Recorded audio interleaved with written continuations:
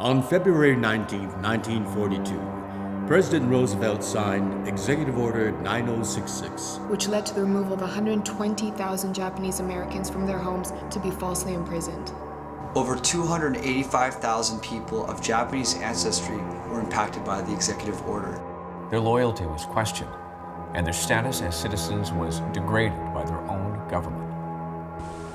More than 100,000 men, women, and children, all of Japanese ancestry, removed from their homes in the Pacific Coast states. The evacuation and internment happened in 1942. As the time went on, President Reagan came into office, and he then appointed the commissioners for the Commission on Wartime Relocation and Internment of Civilians. And they then took about 2 years to investigate what motivated the government to do this.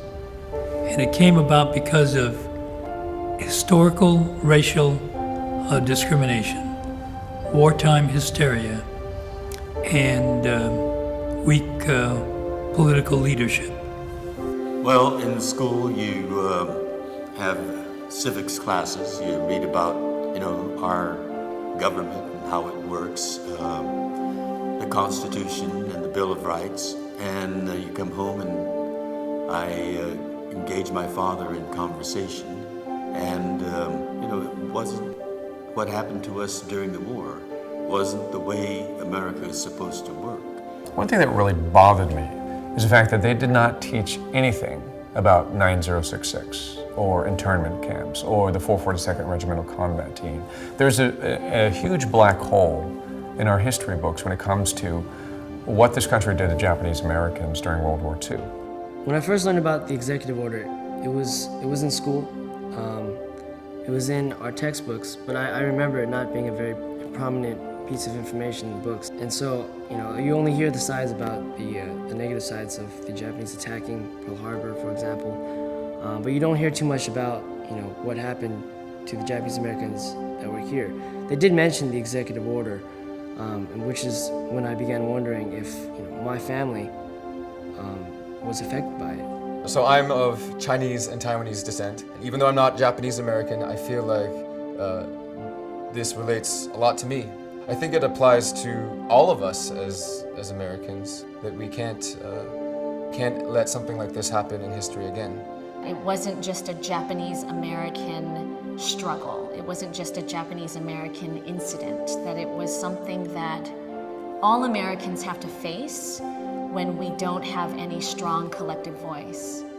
It's history. History repeats itself. You can't forget it. It's something it's important for any generation to learn so that you can prevent it and so you can understand it and so that it doesn't just get, swept under the rug.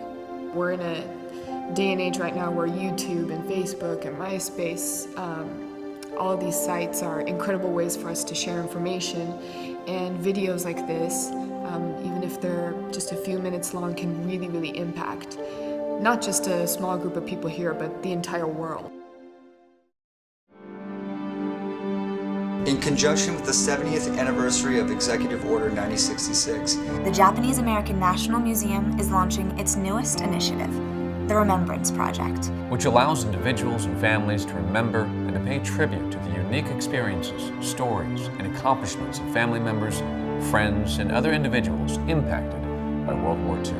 These are the stories that you won't find in history books, but they are also the stories that should not be forgotten. The Remembrance Project is an opportunity for these stories not only to be told, but to live on forever. It is a living monument to the people who have done so much to build our communities and our country. And it will ensure that whether that person is living or deceased, we will still remember. To find more information on the Remembrance Project, please visit the official website at remembrance-project.org.